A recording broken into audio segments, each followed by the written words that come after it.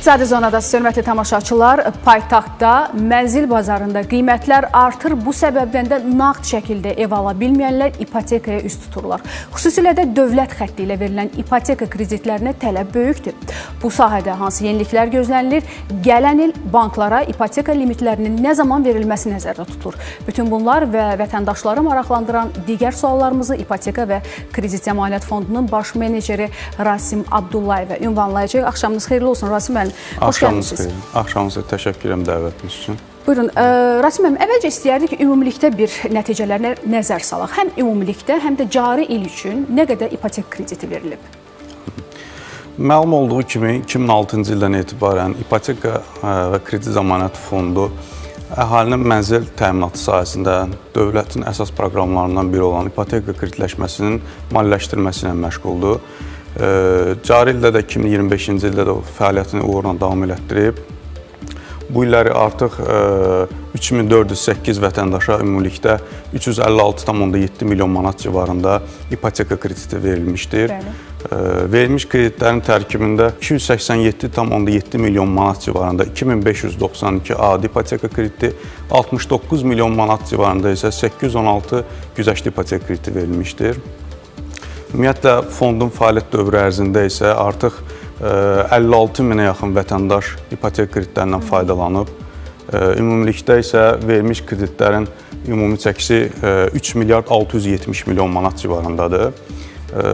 Və hesab edirik ki, bu yüksək tələbatın qarşılanması məqsədilə, bu yüksək dinamikanın qorunması məqsədilə fond mütəmadi tədbirlər görür və gələcəkdə də biz bu yüksək dinamikanın qorunmasını təmin etməyi planlaşdırırıq.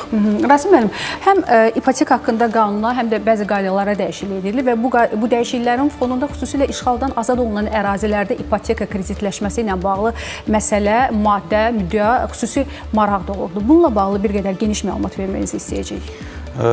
Bəli, çox düzgün qeyd edirsiniz. Cənab Prezidentin cari ilin 16 iyul tarixli müvafiq fərmanı ilə ipoteka kreditlərin verilməsi qaydasında dəyişikliklər olmuşdu.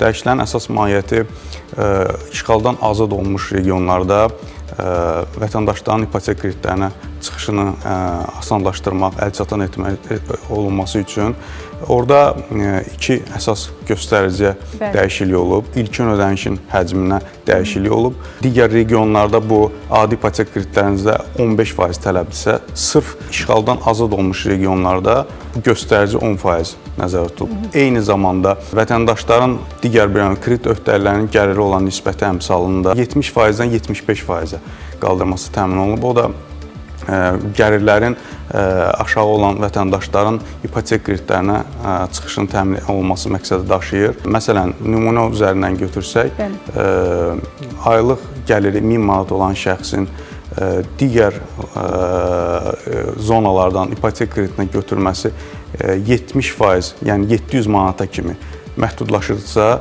artıq işğaldan azad olmuş regionlarda bu göstərici 70-dən 75%-ə, yəni 750 manata kimi kredit ödənişi icra eləmə imkanı yaradılıbdır. Bəs sabit vergi ödəyicilərinin, sahibkarlarının gəlirlərinin hesablanması ilə bağlı məsələdə hər hansı bir dəyişikliyi varmı? Cari ilin 4 iyul tarixli müvafiq fərmanı ilə Nazirlər Kabinetinin qərarında Nazirlər Kabineti qərarına əsasən müvafiq dəyişikliklər baş vermişdir.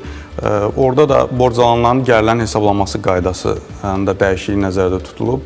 Ümumiyyətlə, ipoteka kreditlərinin verilməsində gəlirlərin hesablanması Nazirlər Kabinetinin müvafiq qərarı ilə tənzimlənir. Yəni, orada əsas dəyişiklik mahiyyəti ondan ibarətdir ki, bu vergilər məcəlləsinin 220.10-cu maddəsinə əsasən orada muzlu işçi cəlb etmədən fərdi sahibkarlıq fəaliyyətinə məşğul olan vətəndaşlarımızın ipoteka kreditlərinə çıxışının təmin olunmasıdır. Burada əsasən foto, video xidmətləri göstərən bərbər, saz, aşbaz, məişət əşyaların təmirlə məşğul olan fərdi sahibkarların da artıq ipoteka kreditlərinə çıxışı təmin olunur. Bildiyiniz kimi onların rəsmi gəlirləri hesablanması mümkün olmadığına görə, onlar ancaq sabit vergi ödəyicilərinin olduqlarına görə bunların çıxışı indiyənə kimi məhdud idi. Lakin bu qərardan sonra artıq bu mümkün olacaq Əsasən də orada bu göstərici Bakı, Abşeron və Gəncə şəhərləri üzrə ölkə üzrə minimum əmək haqqının 3 misli, Respublikanın digər regionlarında isə 2 misli qədər nəzərdə tutulur. Yəni, hal-hazırda cari ildə bu göstərici 400 manat olduğuna görə bu Bakı şəhəri, Gəncə və Abşeron rayonunun Xırdalan şəhərlərində bu 1200 manat gəlir nəzərdə tutulur. Respublikanın digər ərazilərində isə, regionlarında isə bu fəaliyyətlə məşğul olan vətəndaşların gəlirləri 800 manat kimi nəzərə alına biləcək. Yəni, hesab edirik ki, bu da həmin vətəndaşların ipoteka kreditinə çıxışını təmin edəcək və onlar da mənzil sahibi olacaqlar.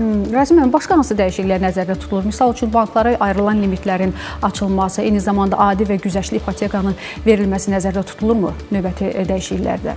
Ümumiyyətlə, ipoteka kreditlərinin verilməsi hər ilin əvvəlində fond kütləvi informasiya vasitələrində bu barədə elanlar verir, mətbuata məlumat verir və bu limitlərin verilməsi ilə bağlı, yəni müraciətlərin qəbulu ilə bağlı həm adi ipoteka kreditləri, həm də güzəştli ipoteka kreditləri üzrə öncədən məlumatlar verilir.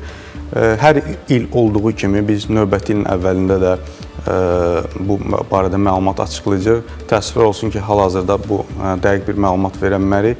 İnşallah növbətinin əvvəlində biz bu məlumatları açıqlayacaq. Və son olaraq bilmək istəyirək, daşınmaz əmlak bazarındakı qiymət artımının fonunda ipoteka məbləğinin artırılması bugün gündəmdədirmi?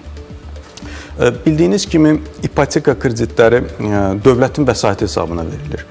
Yəni, hal-hazırda bu çox münasib şərtlərlə verildiyinə görə bu kreditlərə çox böyük bir tələb formalaşıb. Hal-hazırda bildiyiniz kimi, adi ipoteka kreditləri üzrə maksimal məbləğ 150 min manatdır, güzəştli ipoteka kreditləri isə 100 min manatla məhdudlaşır.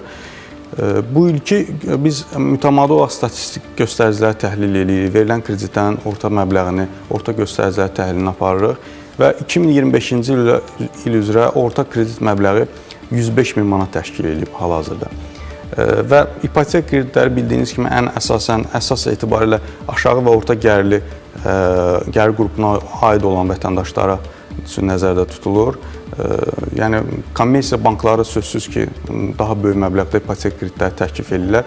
Amma fond həm cəlb etdiyi vəsaitlər hesabına, həm dövlət büdcəsindən ayrılan vəsaitlər hesabına formalaşmış bir məbləği sırf bu ən əsas etibarilə aşağı gəlir qrupları və orta gəlir qruplarına hədəf alıb və bu 105 min manatdır hal-hazırda orta rəqəm. Zərurət yarandığı halda biz bu məbləğə baxacağıq. Hal-hazırda bu məsələ gündəmdə deyil.